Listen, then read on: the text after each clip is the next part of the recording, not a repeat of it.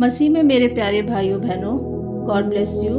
परमेश्वर आप सबों को आशीष दे। लूका अध्याय 12 कुल आयत 59। पाखंड के विरुद्ध चेतावनी। इतने में जब हजारों की भीड़ लग गई, यहाँ तक कि वे एक दूसरे पर गिरे पड़ते थे, तो वह सब से पहले अपने चेलों से कहने लगा, फरीसियों के कपट रूपी खमीर से चौकस रहना।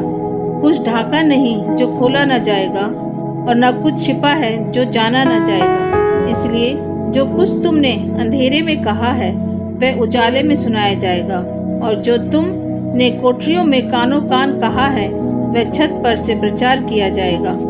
किस से डरे? मैं तुमसे जो मेरे मित्र हो कहता हूँ कि जो शरीर को घात करते हैं परंतु उसके पीछे और कुछ नहीं कर सकते, उनसे मत डरो। मैं तुम्हें चिताता हूँ कि तुम्हें किससे डरना चाहिए। घात करने के बाद जिसको नरक में डालने का अधिकार है उसी से डरो। हाँ, मैं तुमसे कहता हूँ उसी से डरो। क्या 2 पैसे की 5 गौरियां नहीं बिकती? तो भी परमेश्वर उनमें से एक को भी नहीं भूलता। तुम्हारे सिर के सब बाल भी गिने हुए हैं, इसलिए डरो नहीं, तुम बहुत गौरियों से बढ़कर यीशु को स्वीकार करना या अस्वीकार करना।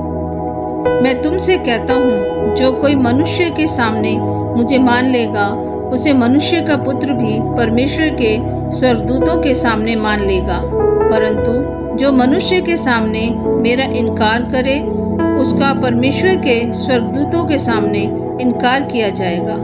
जो कोई मनुष्य के पुत्र के विरोध में कोई बात कहे, उसका वह अपराध क्षमा किया जाएगा, परंतु जो पवित्र आत्मा की निंदा करे, उसका अपराध क्षमा नहीं किया जाएगा। जब लोग तुम्हें सभाओं और हाकिमों और अधिकारियों के सामने ले जाएं, तो चिंता न करना कि हम किस रीति से या क्या उत्तर दें या क्या कहें, क्योंकि पवित्र आत्मा उसी घड़ी तुम्हें सिखा देगा कि क्या करना चाहिए।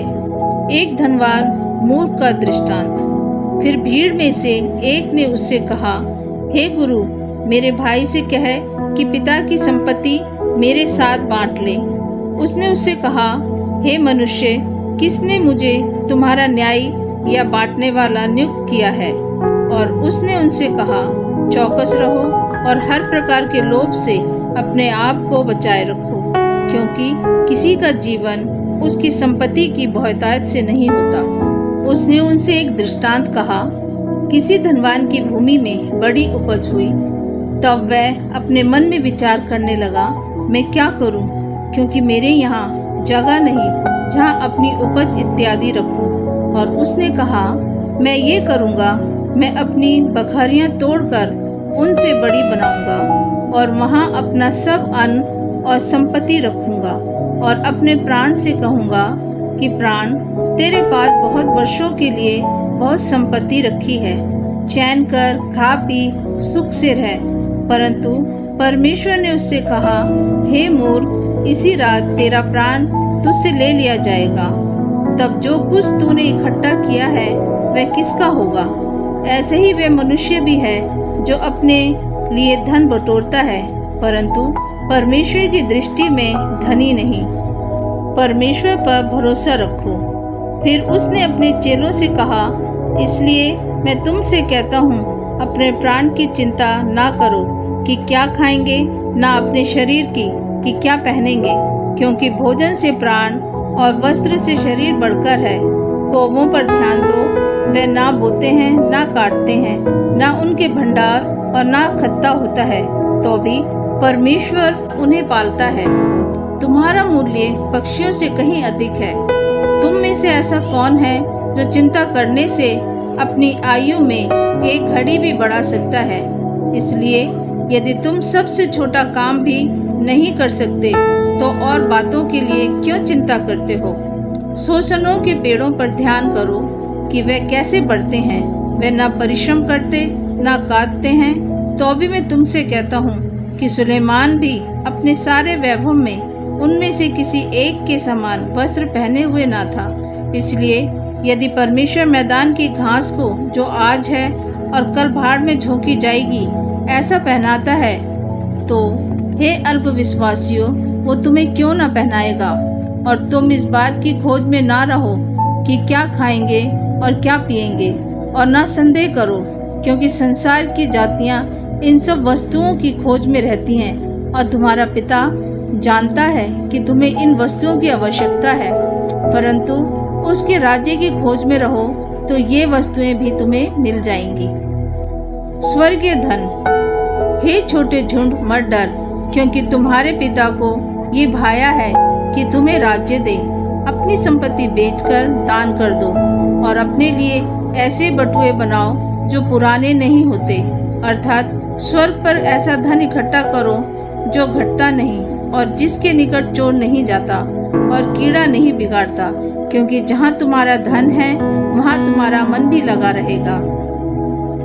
जागते रहो, तुम्हारी कमरे बंदी रहें और तुम्हारे दिए जलते रहें, और तुम उन मनुष्य के समान बनो जो अपने स्वामी की बाट देख रहे हैं कि वह विवाह से कब लौटेगा, कि जब वह आकर द्वार खटखटाए तो तुम्हारे उसके लिए खोल दे। धन्य है वे दास जिन्हें स्वामी आकर जागते पाए। मैं तुमसे सच कहता हूँ कि वह कमर बांधकर उन्हें भोजन करने को बैठाएगा और पास आकर उनकी सेवा करेगा। यदि वे रात के दूसरे पहर या तीसरे पहर में आकर उन्हें जागते पाए तो वे दास धन्य हैं। परंतु तुम ये जान रखो कि यदि घर का स्वामी जानता कि चोर किस घड़ी आएगा, तो वे जागता रहता और अपने घर में सेंध लगने ना देता। तुम भी तैयार रहो, क्योंकि जिस घड़ी तुम सोचते भी नहीं, उसी घड़ी मनुष्य का पुत्र आ जाएगा।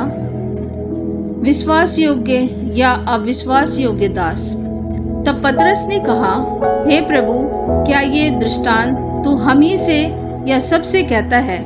प्रभु ने कहा, वह विश्वास योग्य और बुद्धिमान भंडारी कौन है, जिसका स्वामी उसे नौकर चाकरों पर सरदार ठहराए कि उन्हें समय पर भोजन सामग्री दे। धन्य है वे दास जिसे उसका स्वामी आकर ऐसा ही करते पाए। मैं तुमसे सच कहता हूँ कि वह उसे अपनी संपत्ति पर अधिकारी ठहराएगा।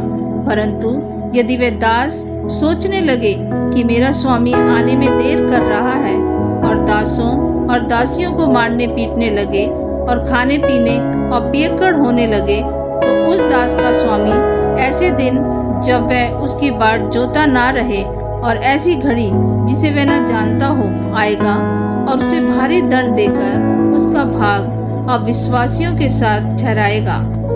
वह दास जो अपनी स्वामी की इच्छा जानता था और तैयार ना रहा और ना उसकी इच्छा के अनुसार चला, बहुत मार खाएगा।